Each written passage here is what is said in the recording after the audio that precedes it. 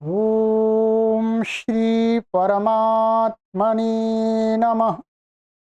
ओम श्री गुरुभ्यो नमः। ओम श्री ऋषिभ्यो नमः। सर्वेभ्यो नमः। देववाणी संस्कृतं यूट्यूब चलदृश्यं प्रति भवतां भवतीनां च हार्दं स्वागतम्। देववाणी संस्कृतम यूट्यूब चैनल में आप सभी का हार्दिक अभिनंदन। मित्रों, सरल संस्कृत शिक्षा प्रारंभिक रचनानुवाद कौमुदी शून्य स्तर से संस्कृत भाषा सीखने के लिए यह सीरीज चलाई जा रही है और इस सीरीज की आज हमारी यह कक्षा संख्या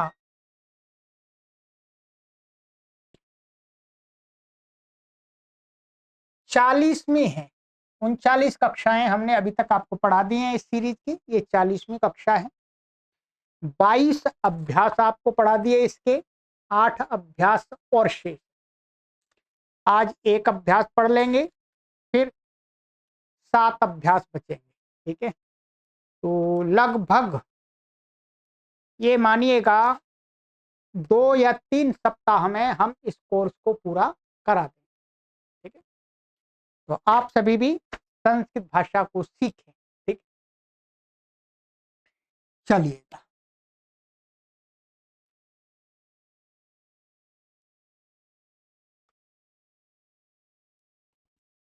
पुस्तक को ओपन कर लीजिएगा मित्रों। अभ्यास 23,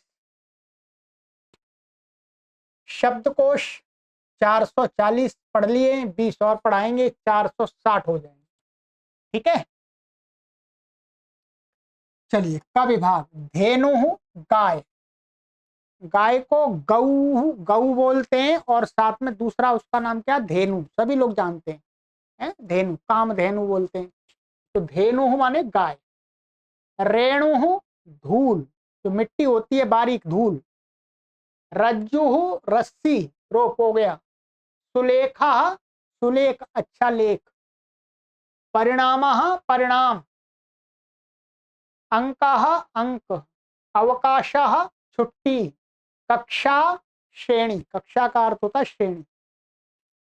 परीक्षा परीक्षा, एग्जाम हो गया, एग्जामिनेशन। संचिका कापी। लेखनी कलम।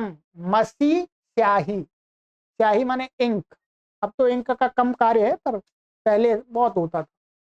मसी पात्रम। दावात मान जिसमें स्याही इंक रखते हैं, वो पॉट। मित्रम मित्र। उत्तरम उत्तर। क्रीड़ा क्षेत्रम क्रीड़ा क्षेत्र, खेल मैदान। ठीक है, प्लेग्राउंड। इसमें ये 16 शब्द दिए हैं आपको। कितने दिए हैं? 16 शब्द। अब इसमें देखिएगा, ये शब्द और ये, इनके रूप अभी आपको पता नहीं है, इनके रूप आपको बताएंगे आज। ये सुलेख, परिणाम, अंक, अवकाश, इनके रूप चलेंगे राम के समान। ठीक है, कक्षा परीक्षा संचिका, इनके रूप चलेंगे रमा के समान। ठीक है, स्त्रीलिंग शब्द है।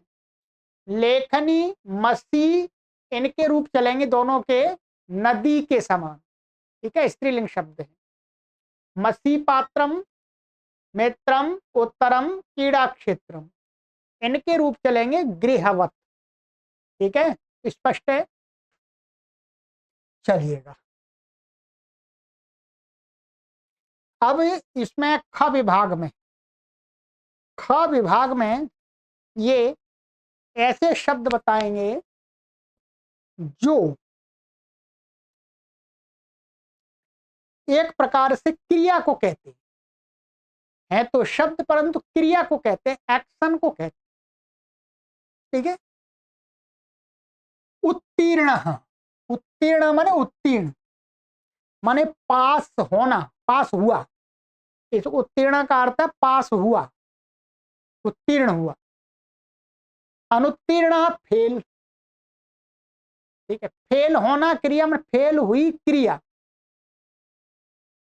उपस्थितः माने उपस्थित हुआ, ये अर्थ है। उपस्थित माने उपस्थित हुआ, हो रहा है नहीं है, हुआ। अनुपस्थितः जो उपस्थित नहीं है। तो एक प्रकार से ये सूक्ष्म दृष्टि से, आप सूक्ष्म विचार से विचार करेंगे तो ये एक क्रिया को कहते हैं। और वो क्रिया कैसी होती है, वो भूतकाल की क्रिया होती है, ठीक है। उत्तीर्ण का अर्थ ये नहीं होगा कि वो आगे चल के उत्तीर्ण होगा, उत्तीर्ण हुआ, ठीक है। यदि आगे चल के होगा तो उसके लिए और कुछ जोड़ना पड़ेगा, ठीक है। तो ये शब्द हैं, ये कैसे शब्द हैं ध्यान रखेंगे, ये एक प्रकार से विशेषण बनते हैं और इनके रूप तीनों लिंगों में चलते हैं। पुल्लिंग में राम के समान चलेंगे, स्त्रीलिंग में रमा के समान चलेंगे और नपुंसक लिंग में गृह के समान चलेंगे, ठीक है। चलिए सूचना देते हैं क, धेनु से रज्जु तक के रूप चलेंगे, धेनुवत। तो धेनु के रूप आपको याद कराएंगे। धेनु के रूप थोड़े सरल हैं, कठिन नहीं है, आपने याद कर रखे मानो, ठीक है। चलिएगा आगे चलते हैं।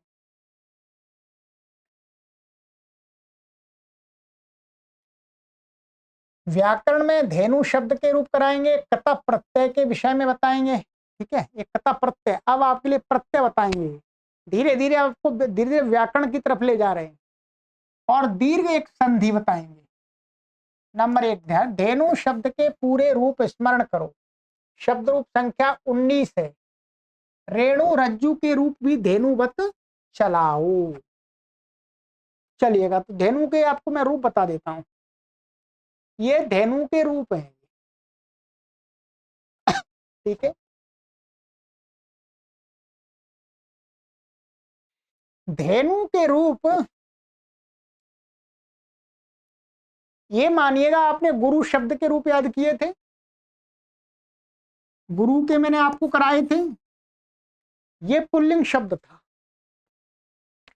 थोड़ा सा अंतर है, बाकी गुरु शब्द के समान ही रूप चलते हैं इसके, आप देखेंगे अभी, देखिए एक दो जगह अंतर आता है बस।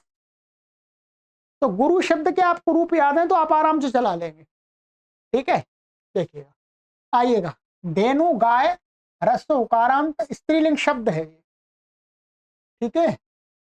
बोलिएगा मेरे साथ, धेनु, धेनु, धेनवः, धेनुं, धेनु, धेनुः, धेन्वा, धेनुभ्यां, धेनुभिः, धेन्वै, धेनवे, धेनुभ्यां, धेनुभ्यः, धेन्वाः, धेनोः, धेनुभ्यां, धेनुभ्यः, धेन्वाः, धेनोः, यहाँ पर विसर्ग छूट रहा है, ठीक है, लगा लीजिएगा। धेन्वोः, धेनूनां, धेन्वां, धेनौ, धेन्वोः, धेनुषु, हे धेनौ, हाँ हे धेनो, हे धेनु, हे धेनवः, ठीक है। अब देखिएगा, गुरु के समान है, जैसे गुरु के समान कहां पर अंतर आएगा, एक तो ये जो रूप है ये गुरु का, गुरु के समान नहीं, और एक ये रूप भी गुरु के समान नहीं है। मैं यहां क्रॉस कर देता हूं, गुरु के समान नहीं है। और ये वाले रूप ध्यान रखेंगे, ये 4 रूप, 1 2 3 4 इधर वाले, ये यहाँ पर क्या है, इनके चतुर्थी, पंचमी, षष्ठी, सप्तमी में 2-2 रूप बनते हैं एक वचन में, ठीक है। तो ये वाले रूप तो गुरु के समान नहीं है, परंतु इसका जो दूसरा रूप है ये वाला, धेनवे गुरवे के समान, धेनो गुरोह, गुरोह धेनो, धेनव गुरव, ये गुरु के समान है। ठीक है, और ये रूप सभी गुरु के समान ही है, कोई अंतर नहीं। ठीक है, ये सभी गुरु के समान है। अब आपको कुछ नहीं है, एक तो मुख्य रूप से यहां पर ध्यान रखना है, द्वितीय व्यक्ति बहुवचन में वहां गुरुन बनता है या गुरु नहीं, यहाँ धेनु नहीं बनता, धेनु बनता है, और यहां धेन्वा बनता है, वहां गुरुणा बनता है। ठीक है, तो धेन्वा। बाकी इसका ये वाला रूप एक्स्ट्रा, ये यदि आपको ये वाला याद नहीं है तो आप इससे भी काम चला सकते हैं, दोनों का अर्थ एक ही होता है, एक ही होता है, चाहे आप इस लाइन वाले प्रयोग करें या इस वाले, एक ही अर्थ को कहते हैं। बाकी ये गुरु के समान है जी। अब आपको क्या याद करना, कुछ याद नहीं करना है। ये है संक्षिप्त प्रत्यय आपके, क्या है संक्षिप्त प्रत्यय।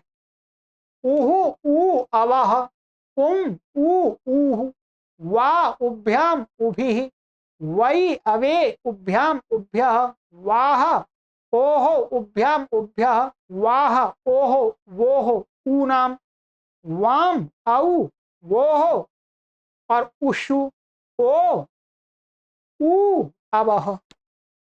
अब मैं एक शब्द ले लेता हूं, ठीक है, उसका रूप चलवा देता हूं आपको। क्या ले लेते हैं, रेणु ले लेते हैं। रेणु, सबसे पहले क्या करना है, संक्षिप्त प्रत्यय लगाएंगे, जोड़कर रूप चलाएंगे तो ये ऊ हटेगा, क्या बचेगा, रेण बचेगा, ऐसा। अब इसमें रूप जोड़ते जाइएगा। रेणु, रेणु, रेणवः, रेणु, रेणु, रेणु, रेण्वा, रेणुभ्याम, रेणुभिः, रेण्वै, रेणुभ्य, रेणवे, रेणुभ्याम, रेणुभ्यः, रेण्वाः, रेण्वै, रेणवे, रेणुभ्याम, रेणुभ्यः, रेण्वाः, रेणोः, रेणुभ्याम, रेणुभ्यः, रेण्वाः, रेणोः, रेण्वोः, रेणूनां, रेण्वां, रेण्वौ, नहीं रेणौ, रेणु रेणु ने रेणौ, रेण्वोः, रेणुषु, हे रेणो, हे रेणु, हे रेणव। इसी प्रकार से रज्जु को चला लीजिएगा आप आराम से, कोई परेशानी नहीं है। ठीक है, ये मैंने आपको बता दिया। चलिएगा, ये कार्य आपको करना है, रटने में अधिक शक्ति नहीं लगानी है, इसका एक दो बार अभ्यास कर लीजिएगा। ठीक है, पुस्तक के सहयोग से अनुवाद बनाइएगा, नहीं रटने के चक्कर में आप अधिक नहीं लगना, अपने आप धीरे धीरे सब कुछ आ जाएगा। जब पढ़ते रहेंगे लगातार तो बुद्धि में अपने आप बैठ जाएंगे। ठीक है, मैं आपसे यही निवेदन करूंगा, मैं ये निवेदन नहीं करूंगा कि आप रटने में लग जाइएगा। ठीक है, मैंने आपको सुविधा के लिए बता दिया, आपने गुरु शब्द का रूप थोड़ा याद किया तो उसके समान ही चलेगा। सारी चीज मैंने समझा दी आपको, जो पुस्तक नहीं समझा सकती थी। यदि आपके पास में पुस्तक है, पढ़ाने वाला कोई नहीं है, तो पुस्तक नहीं समझा सकती इस बात को। ठीक है, इसलिए ये वीडियो आपके लिए बहुत सहयोगी है। चलिएगा, ये हो गया कार्य। अब अभ्यास 16-17 में दिए सप्तमी के नियमों का पुनः अभ्यास करो। चलो एक और रिवीजन बचा हुआ है, उसको भी कर लेते हैं। ठीक है, चलिएगा।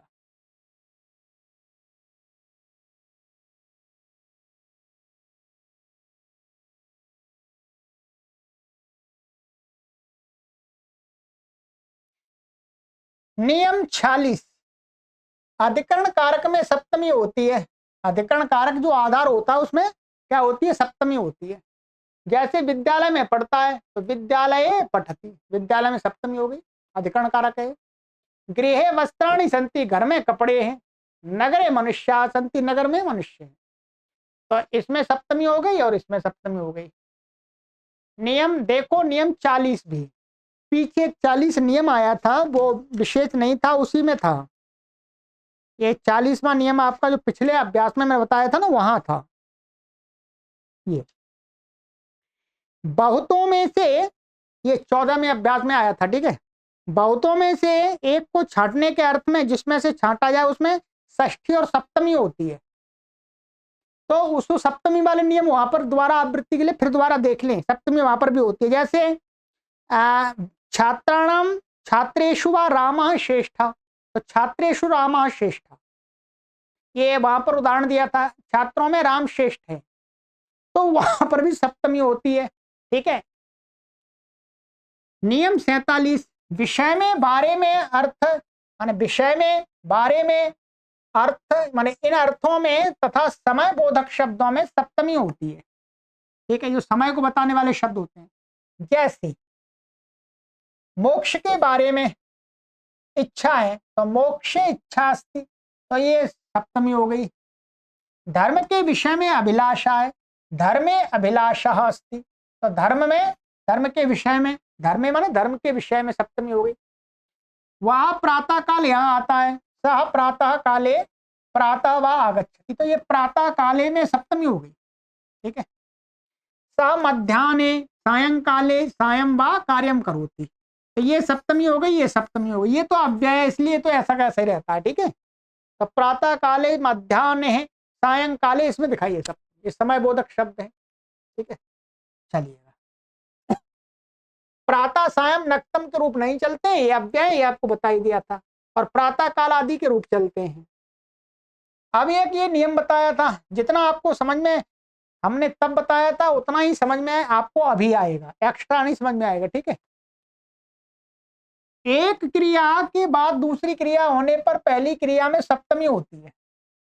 जहां पर ऐसा वाक्य जहां पर दो क्रिया हो रही हो, एक क्रिया पहले हो रही हो और दूसरी क्रिया बाद में हो रही हो, एक साथ नहीं हो रही हो, तो वहां पर जो पहली वाली क्रिया है उसको कहने वाला जो शब्द है उसमें सप्तमी होती है। कर्तृवाच्य में कर्ता और कृदंत में सप्तमी होगी।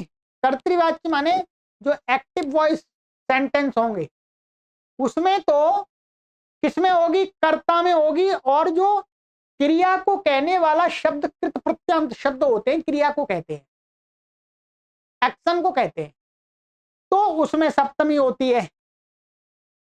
कर्मवाच्य में यदि पैसिव वॉइस में जाएंगे, वाक्य बनाएंगे, अपने सेंटेंस बनाएंगे, तो फिर उसमें क्या होगी, कर्म में और कृदंत जो क्रियावाची शब्द है उसमें सप्तमी होगी, और जो उसका डूअर होगा, कर्ता होगा, उसमें तृतीया होती है। ये मैंने समझाया था। जैसे राम के बन जाने पर, जाने पर एक क्रिया हो गई, भरत आए, आना एक क्रिया हो गई। पहले जाना क्रिया है फिर आना क्रिया है, तो पहले वाली क्रिया का कर्ता कौन है, राम, कर्तृवाच्य बना रहे हैं हम, तो रामे वनम गते भरता आगतः, राम के बन जाने पर भरत आए। तो देखिए ये क्या है, कर्ता है, और ये क्या है, कृदंतवाची क्रिया, कृदंत क्रियावाची शब्द है। गता माने गए, जाने पर, तो राम इसमें, और ये क्या है, ये कर्म है, ध्यान रखेंगे इसमें द्वितीया हो रही है, कर्म में द्वितीया हो रही है, तो ये सप्तमी हो गई इस नियम से। और इसके बाद दूसरी क्रिया उसमें तो कोई दिक्कत नहीं, भरता आगता, भरत जी आए। मेरे काम कर लेने पर गुरुजी आए, तो मया कार्य कृते गुरु आगता, ये कौन सा बनाया, ये बनाया है कर्म वाच्य, पैसिव वॉइस। ये अभी आपको पढ़ाया नहीं है, ये आगे आपको रचनानुवाद कौमुदी में मुख्य रूप से पढ़ाया जाएगा, थोड़ा इसमें भी बताएंगे आगे चल के, और विस्तार से वही समझ में आएगा। ये कर्म वाच्य है, तो मया कार्य, ये क्या कर्ता में तृतीया हो गई, ये बताया था नियम, और कर्म और कृदंत में सप्तमी, तो ये कर्म है, तो कार्य कृत्य ये कृदंत हो गया, तो सप्तमी हो गई। तो गुरुजी आए, रामेश आगते सीता भी आगत। ठीक है, तो ये राम के आने पर ये करते, सीता भी आ गई, तो ये कर्ता में सप्तमी और कृदंत में सप्तमी हो गई। दो क्रिया, ये पहली क्रिया, ये दूसरी क्रिया, तो पहली वाली क्रिया को कहने वाले कृदंत शब्द में सप्तमी होती है। बस इतना समझना है, ये आपको 40% समझ में आएगा, बस मैं पहले ही आपको बता दिया था, अब भी फिर बता रहा हूं। ठीक है, जब आप धीरे धीरे व्याकरण पढ़ेंगे फिर पूरा समझ में आ जाएगा, जैसे मुझे समझ में आ गया है। पर मुझे एकदम नहीं आ गया कि जब मैंने ये पुस्तक पढ़ी थी तभी आ गया था, नहीं, मैंने इसके 2 भाग पढ़ लिए थे और फिर कुछ व्याकरण पढ़ा तब समझ में आया। ठीक है, ये घबराने की आवश्यकता नहीं। अब आइएगा नियम 49। प्रेम आसक्ति आसक्ति आसक्ति है, आसक्ति है, ठीक है, आसक्ति है। आसक्ति और आदर सूचक शब्दों और धातुओं के साथ सप्तमी होती है जी। तो जैसे उसका मुझ पर स्नेह है, तो ये प्रेम। तस्य मयि स्नेहः अस्ति, उसका मुझ में स्नेह है। तो जिसमें आसक्ति है, जिसमें प्रेम है, तदवाची शब्द में सप्तमी है। तस्य कन्यायाम स्नेह अस्ति, उसका कन्या में प्रेम है, अर्थात वो कन्या से प्रेम करता है। पिता पुत्रे स्नेहम करोति, पिता पुत्र में स्नेह करता है, पिता का पुत्र में प्यार है। रामः रमायाम आसक्त अस्ति, राम रमा में आसक्त है, रमा नाम की लड़की में, राम नाम का कोई लड़का है, ठीक है। मम गुरु आदर अस्ति, ये आदर, तो जिसमें आदर होता है जिसके प्रति, तो गुरु, गुरु में सप्तमी हो गई। मेरा गुरु में आदर, में गुरु के प्रति आदर है। चलिए ये हो गया।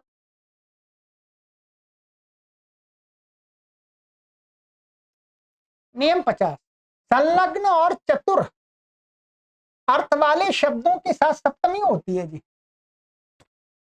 इनका संबंध जिसके साथ होता है, जैसे वह पढ़ाई में संलग्न है, तो सह पठने संलग्नः युक्तः तत्परः आसक्तः वास्ति, तो ये सप्तमी होगी इसमें। राम विद्या में निपुण है, रामः विद्यायाम कुशलः निपुणः चतुरः पटु दक्षः वास्ति, तो विद्यायाम यहाँ पर सप्तमी हो गई, ठीक है। नियम 51, फेंकना अर्थ की धातुओं के साथ तथा विश्वास और श्रद्धा अर्थ वाली धातुओं और शब्दों के साथ सप्तमी होती है, ठीक है। फेंकना अर्थ की धातुओं के साथ और विश्वास, जिस पर विश्वास और श्रद्धा है उसमें, और जिस पर फेंका जाता है तदवाची शब्द में सप्तमी होती है।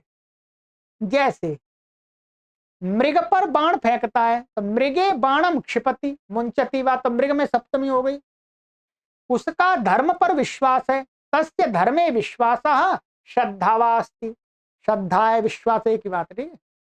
तो धर्म में हुई सप्तमी। स धर्मे विश्वसिति, वह धर्म में विश्वास करता है, तो धर्मे सप्तमी हो गई। स मम वचने विश्वसिति, वह मेरे वचन पर विश्वास करता है, ठीक है। विश्वसिति एक क्रियापद है, अभी आपको रूप याद नहीं इसके, तो वचने में सप्तमी। तो ये हो गया आपके दोनों अभ्यासों में आए सप्तमी व्यक्ति के नियमों की आवर्तन, ठीक है। चलिए अब आगे जी।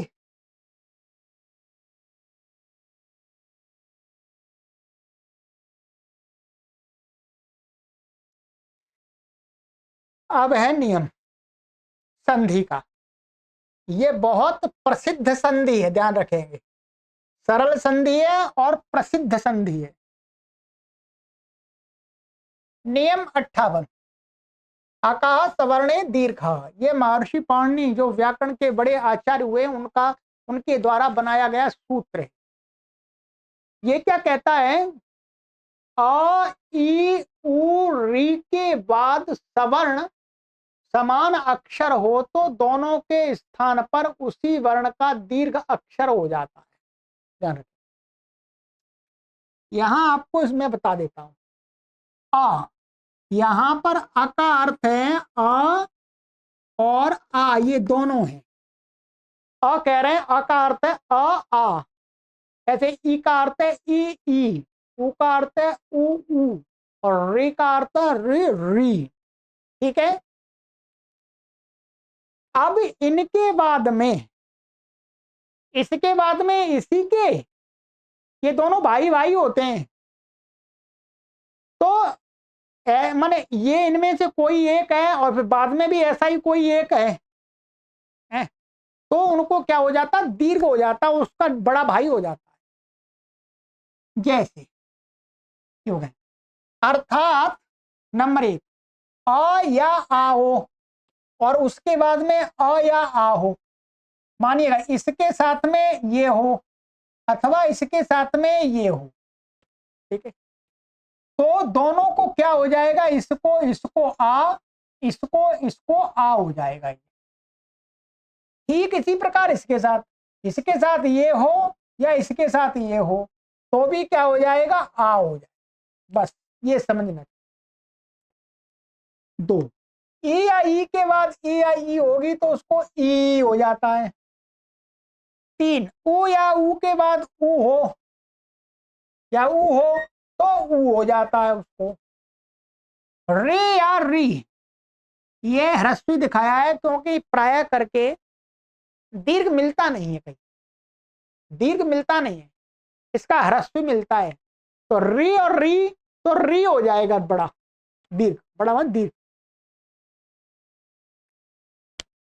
अब ये उदाहरण दे रहे हैं आपको, जैसे हेम प्लस आलय, तो ये आए तो क्या हो जाएगा, हिमालय आ हो गया। ये विद्या प्लस आलय विद्यालय, श्री प्लस ईशा श्रीशा, गुरु प्लस उपदेश गुरुपदेश हो गया। होत्र प्लस ऋकारा होत्रिकार, दीर्घ हो गया। री री ऋकार को री होत्रिकार। ये हिंदी का प्रचलित शब्द नहीं है, संस्कृत का ही है, ठीक है। ये तो हिंदी में प्रचलित है, ऊपर वाले विद्यालय, उपदेश है, हिमालय है, गुरुपदेश, ये श्रीश। तो ये संधि आपको समझ में आ गई होगी आराम से। बाकी अधिक संधियां पढ़नी है तो आप हमसे लिंक ले लीजिएगा, ठीक है। अब आइएगा कत प्रत्यय का नियम।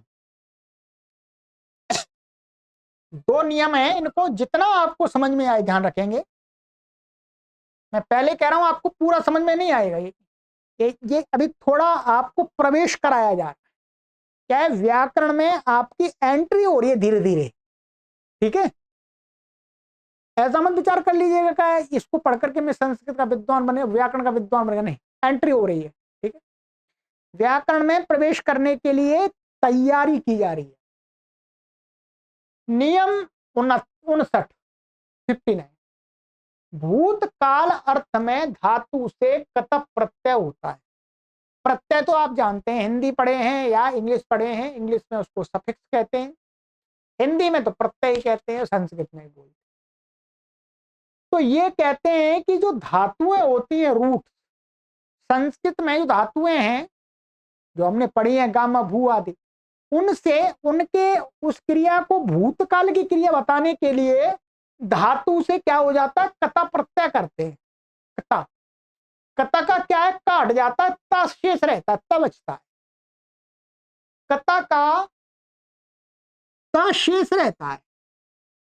जिन धातुओं के साथ अन्य स्थानों पर बीच में ई लगता है उनमें ई ता जुड़ेगा, अन्य धातुओं में केवल ता जुड़ेगा।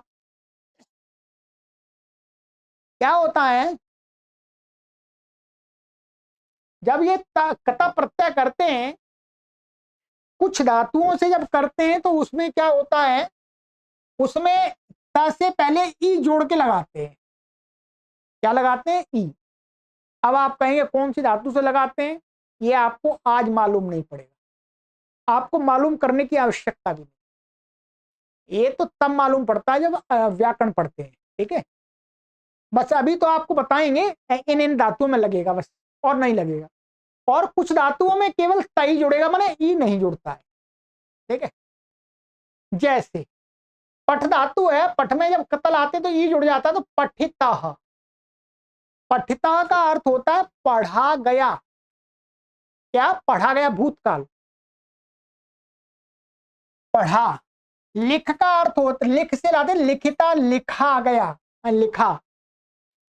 क्री, कृता, यहां पर नहीं लगाई तो कृता माने किया, ठीक है। और गम, गम से कतल आते हैं तो ये मां हट जाता है, गता माने गया। भूतकाल की क्रिया को बता रहे हैं, ये ध्यान रखेंगे। संस्कृत भाषा के अंदर कत प्रत्यंत शब्दों का बाहुल्य से, माने भरमार से प्रयोग होता है, खूब प्रयोग होता, बहुत। इसलिए इसका अभ्यास तो अवश्य कर ले। अब आइएगा, बता रहे हैं, धीरे धीरे चढ़ा रहे हैं आपको।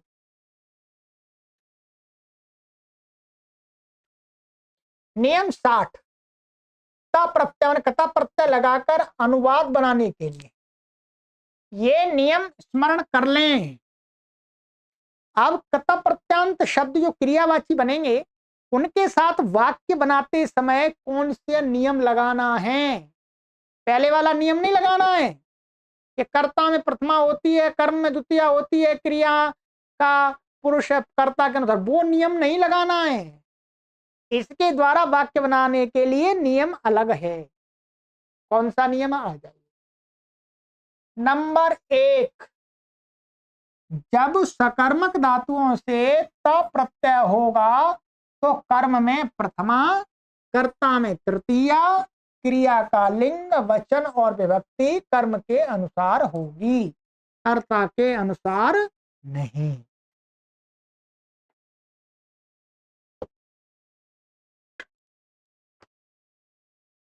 ये आपको मैंने बताया था कि 2 प्रकार की धातुएं हैं, एक अकर्मक एक सकर्मक। जिन धातुओं के साथ हम वाक्य बनाते हैं तो जिनमें कर्म आ जाता है बीच में, कर्म कारक, कर्म माने क्रिया नहीं, कर्म कारक, वो सकर्मक धातु होते हैं।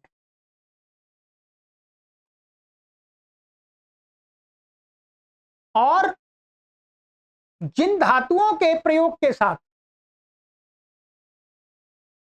कर्म नहीं आता है उनमें उनको अकर्मक कहते हैं। क्या कहते हैं? अकर्मक। तो वही बता रहे हैं ये, जब सकर्मक धातु से हम कता प्रत्यय लाएंगे तो क्या है, तब जो उसका कर्म होगा तो कर्म में द्वितीया नहीं होगी, कर्म में प्रथमा होगी। ठीक है, वचन उसकी संख्या के अनुसार होगा और जो कर्ता होगा वाक्य का उसमें प्रथमा नहीं होगी, उसमें तृतीया होगी, ध्यान रखेंगे, अभी बताएंगे। और क्रिया का लिंग, क्रिया का लिंग का अर्थ है जो कता प्रत्यांत शब्द होगा, जैसे ये कृता और ये, इसका लिंग और वचन और विभक्ति तीनों लगेंगे इसमें। ठीक है, ये क्रियावाची शब्द बन गया, ये धातु रूप नहीं है, ये शब्द रूप चलेंगे। तो उनका क्रिया का जो क्रियावाची शब्द का लिंग वचन विभक्ति किसके अनुसार होगा? कर्म के अनुसार। ठीक है, कर्म कर्ता के अनुसार नहीं होगा। यदि कर्म में प्रथमा है तो क्रियावाची शब्द में प्रथमा होगी, कर्म में एक वचन है तो क्रिया में भी, वो क्रियावाची शब्द में भी एक वचन होगा। ठीक है, और लिंग, यदि कर्म पुल्लिंग है तो क्रियावाची शब्द भी पुल्लिंग होगा। नंबर 2, अकर्मक धातु से कता प्रत्यय होने पर कर्ता में तृतीया, क्रिया में नपुंसक लिंग एक वचन होता है। जब अकर्मक धातु से कता प्रत्यय ला करके हम वाक्य बनाएंगे तो उसका कर्ता तो होगा, कर्ता में तृतीया होगी। ठीक है, और क्रिया में क्या होगा? नपुंसक लिंग, ध्यान रखेंगे, क्रिया में क्या होगा? नपुंसक लिंग एक वचन होगा। अब देखिए, कता प्रत्यांत शब्द कर्म के अनुसार पुल्लिंग होगा। आप बता रहे हैं इसके रूप, यदि कता प्रत्यांत शब्द कर्म के अनुसार यदि पुल्लिंग हम बनाना होगा तो उसके रूप हमें कैसे चलाने? राम के समान, राम रामो राम के समान। और स्त्रीलिंग होगा तो रमा के रमावत, और नपुंसकलिंग होगा तो गृहवत चलेंगे। ठीक है, अब समझिएगा इसको। जैसे उसने काम किया, अब क्या है यहां पर, कर्ता माने उसने, काम ये कर्म हो गया और ये क्या हो गई? क्रिया। किया भूतकाल को बताने के लिए कता प्रत्यय ला रहे हैं, तो इसमें तेन तृतीया हो गई, कार्यम प्रथमा हो गई, नपुंसकलिंग है, और कृतम ये कर्म नपुंसकलिंग है, इसलिए इसका रूप कैसे चलेगा? नपुंसकलिंग में गृहवत के समान, गृहवत माने गृह के समान। तो कृतम हो गया, तेन कार्यम कृतम माने उसने कार्य किया। इस वाक्य को आप लंग लकार से भी बना सकते हैं। तब कैसे बनेगा? तब बनेगा सह कार्यम अकरोत, ऐसा बना सकते हैं। दोनों प्रकार से बना सकते हैं। ये तो आपको पहले सिखाया था। सह कार्यम अकरोत माने उसने कार्य किया, और इसका भी वही अर्थ है, तेन कार्यम कृतम, उसके द्वारा कार्य किया माने उसने कार्य किया। ठीक है।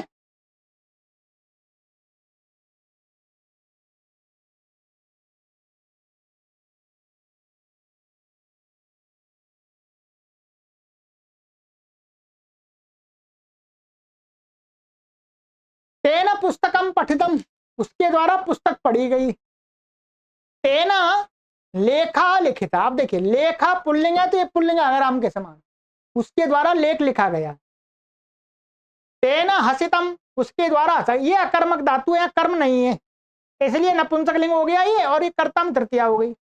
तेना भोजनम खादितम, ये सकर्मक है, तो कर्ता में तृतीया, कर्म में प्रथमा, और क्रिया का कर्म के अनुसार लिंग वचन विभक्ति। तेना बालका रक्षिता, उसने बालक की रक्षा की, माने उसके द्वारा बालक को बचाया गया।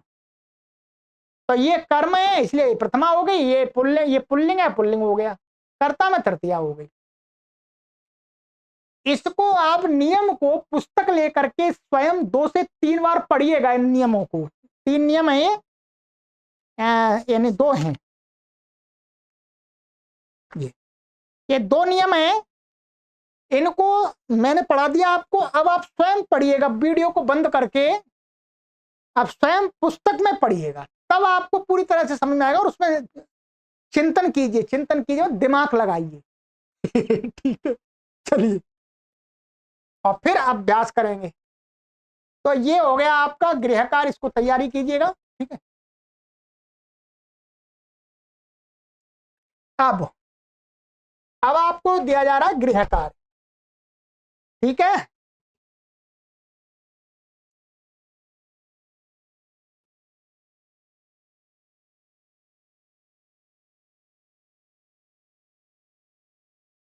अब ये अभ्यास है। ठीक है, गलत लिखा हुआ अभ्यास। 23 उदाहरण वाक्य दिए इन्होंने, स्वयं समझने का प्रयास कीजिएगा। ठीक है, धेनु गच्छति, सरल है। ठीक है, धेनु पश्य, अर्थ कीजिएगा अपने आप। धेनवे अन्नम देहि, गाय को अन्न दो। तस्याम कक्षायाम 10 छात्रा सन्ति, उस कक्षा में 10 छात्र हैं। ठीक है, तेषां समीपे पुस्तकानि संचिकाः लेखन्यः मसी पात्राणि च सन्ति, उनके समीप में पुस्तक, संचिकाएं, लेखनी और मसी पात्र हैं, दवात है। ठीक है, 6 परीक्षायां 6 छात्राः उत्तीर्णाः अन्ये च अनुत्तीर्णाः सन्ति, परीक्षा में 6 छात्र उत्तीर्ण और दूसरे अनुत्तीर्ण हैं। ठीक है, सप्तमी का प्रयोग दिखा रहे हैं ना, सप्तमी, हाँ सप्तमी का भी प्रयोग दिखा दिया, और ये उत्तीर्ण आदि शब्दों का प्रयोग कर दिया। ठीक है, 7 मया भोजनम भक्षितम, ये वाला कत प्रत्यय, मेरे द्वारा भोजन खाया गया। तेन पुस्तकानि पठितानि, उसके द्वारा पुस्तकें पढ़ी गई। मया पत्रम लिखितम, मेरे द्वारा पत्र लिखा गया, अथवा मया पत्रे लिखिते, ध्यान रखें बदल गया। ठीक है, वहां तो वही रहेगा मया, मेरे द्वारा 2 पत्र लिखे गए, अथवा मया पत्राणि च लिखितानि, मेरे द्वारा बहुत सारे पत्र लिखे गए। ठीक है, यहां पर बदल बदल के दिखा दिया, इसका वचन बदल गया, एक पत्र एक वचन, 2 पत्र द्विवचन, और बहुत सारे तो बहुवचन हो गया। 10 त्वया कार्यम कृतम कार्याणि च कृतानि, आपके द्वारा कार्य किया, तुम्हारे द्वारा कार्य किया गया, अथवा कार्याणि कृतानि, बहुत कार्य किए गए तो फिर कृतानि हो जाएगा, ये दिखा दिया है। 2 वाक्य वास्तव में। ठीक है, चलिए ये आपको उदाहरण वाक्य देकर समझा दिया। अब ये 27 वाक्य हैं, ये बनाने और वीडियो में दिए गए, वीडियो के डिस्क्रिप्शन में दिए गए लिंक पर क्लिक करके मिलान करना है, ठीक है, चेक करना। अशुद्ध और शुद्ध, चलिएगा अलग अलग कर देते हैं। अहम पुस्तकानि पठितम, गलत है, ये गलत है और ये भी गलत। क्या होगा तृतीय? मया पुस्तकानि पठितानि, नियम 60 लग गया इसमें। सेनापति बालकस्य रक्षितम, तो ये भी गलत है, तृतीया होगी यहाँ पर, और बालक होगा यहाँ पर, और ये रक्षिता होगा, तीनों गलत है। सेनापतिना बालक रक्षिता। त्वं फलानि खादितम, तो क्या होगा? गलत है, ये भी गलत है। क्या होगा? त्वया फलानि खादितानि, ठीक है। तो ये फलानी बहुवचन, तो खादितानि होगा, ठीक है। आइएगा, अब आपके लिए थोड़ा और कार्य है। 4 अभ्यास का धेनु शब्द के पूरे रूप लिखो। लिखने की आवश्यकता नहीं, आपको याद करा दिए मैंने। इन धातुओं के कता प्रत्यय लगाकर रूप बनाओ। तो पठ लेख गामा क्री रक्ष हस, तो ये तो आपको पठिता बना दिया, लिखिता, गाम गाता, कृता, इसका रक्षित बनेगा, इसका हसित बनेगा, ठीक है। तो नपुंसकलिंग में आप बना सकते हैं पठितम, लिखितम, गतम, कृतम, रक्षितम, हसितम। बाकी आगे आपको और बताएंगे अभी, ठीक है, आज नहीं, अगले का अभ्यास में। नंबर 5, वाक्य बनाओ। कृतम, रक्षिता, पठितानि, लिखिता, धेनो मित्रस्य। इनके वाक्य बनाइएगा, एक एक शब्द के साथ एक एक वाक्य, और स्वयं मिलान कीजिए।